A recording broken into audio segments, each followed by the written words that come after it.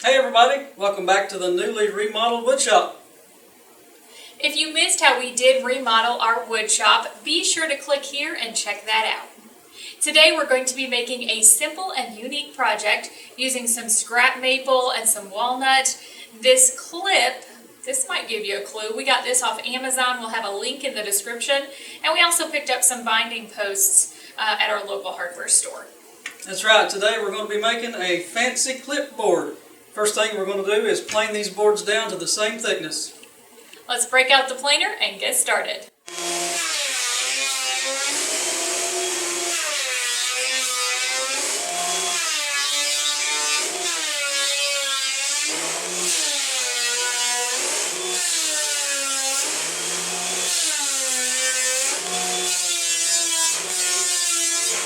Alright, what we're going to do next is square up one side of all of these boards on the table saw.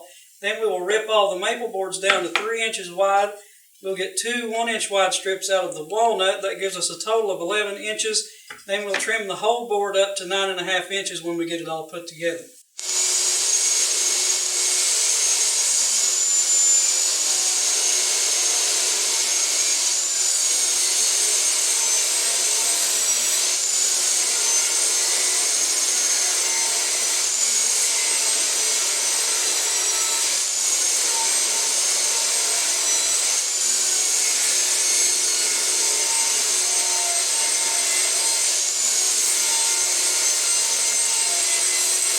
Alright, it's time to glue up this panel for our clipboard, and as usual, we're using Titebond 2. We're using our trusty pipe clamps, and we're also going to put cawls on the outside of each end and across the center just to make sure everything stays good and straight. Once we've let this sit probably overnight, we'll run it back through the planer and cut it to size.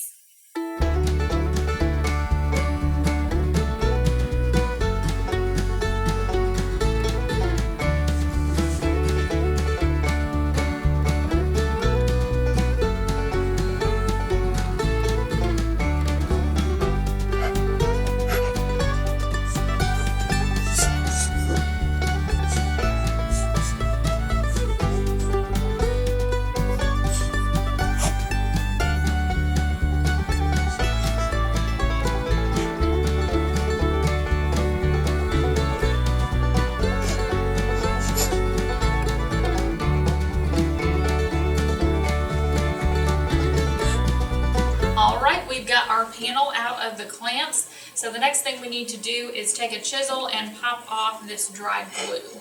After that, we'll run it through the planer, get it down to its final thickness.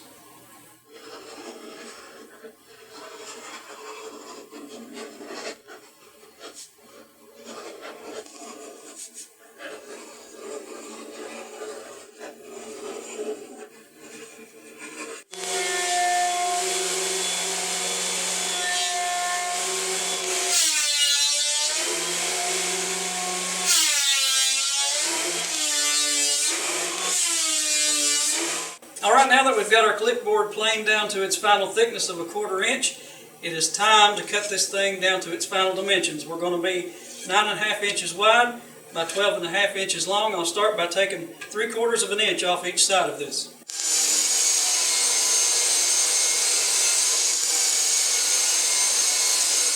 Alright, we're over here at the miter saw now. We're going to flush cut one end of our panel, then measure to 12.5 inches, and we'll be ready for the next step.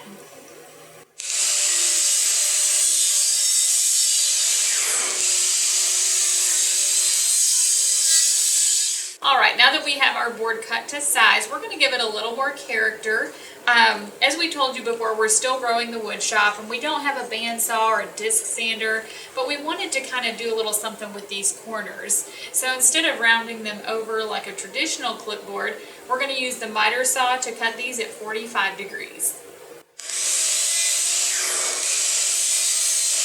Alright, now all the cutting is done. I'm going to go ahead and pre-drill the holes for the hardware before the board gets sanded. I've got a drill bit already ready to go that's the same size as this post. I don't know if you can see it or not, but once the holes are drilled all the way through, we'll have to flip the board over and do a countersink in the back, so this post, if you can see that, will sit flush inside the back of the board. Well, we had a little bit of an accident while trying to countersink the back of this. The drill bit tore out a pretty big chunk of the walnut, so long story short, the board is now 11 3/4 of an inch long instead of 12 1/2. What we had to do was move the screw holes up just a little bit, so the clip's going to be sticking up a little bit farther over the top than it was before. That paper should still fit on here just fine. If there's anything that you would learn in the wood shop, it is that things happen. Things you don't plan, things you don't really want to happen, and there's two things you can do. One is you can throw in the towel, you can just quit, you can say it's over, I'm so done with this, or you can choose to salvage what you do have, make the best of it, find a solution, and move on. So that's what we're doing, and the next step in our project is to get this thing sanded, and then we'll apply some finish.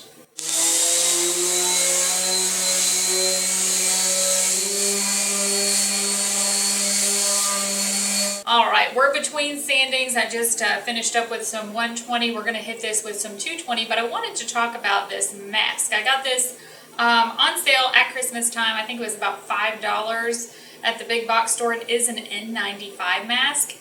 God bless our healthcare workers. I don't know how they have worn these for as long as they have. They are real troopers, but I do want to say one of our viewers pointed out we could do a little better job of demonstrating woodshop safety. Wearing a mask is a big part of that. It helps protect your lungs from small particles that maybe you can't see. So with the way this thing is fitting, I believe it's doing the job. Let's get back to work.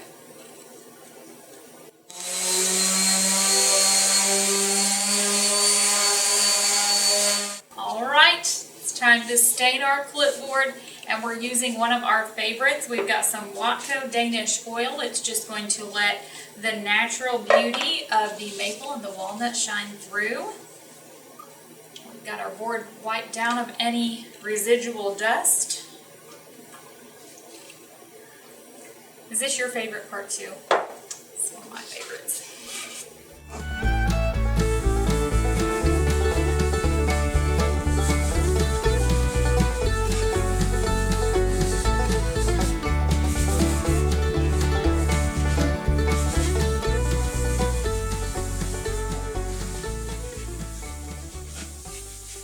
Alright, now the finish is applied to our clipboard.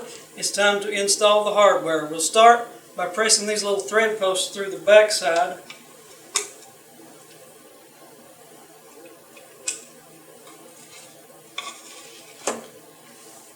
And this clip is already pre-sprung because it has to have pressure, to hold the paper on the board.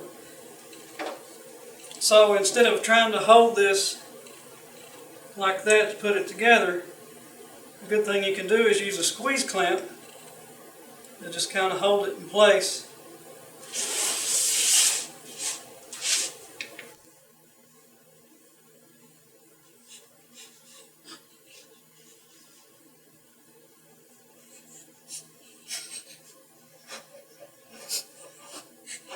Well, you have a board, you have a clip, you put the two together, what do you got? It's a clipboard!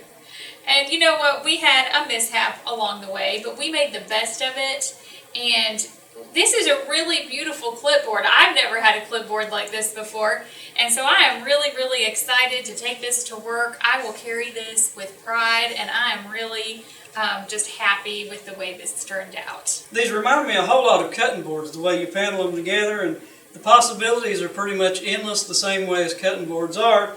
You can do all kinds of different patterns, all kinds of different woods, whatever you like. This would be a really great gift, like I said earlier, for the professional in your life that uses a clipboard on a regular basis. It would also be a great project to sell.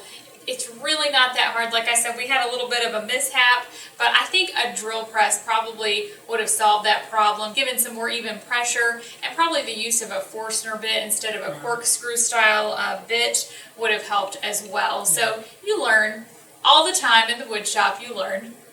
Well, we hope you've enjoyed this video, and we hope you give it a thumbs up, and please subscribe to our YouTube channel, and you can also check us out over on Facebook at Wood Songs by Russell, and on the web at woodsongsbyrussell.com.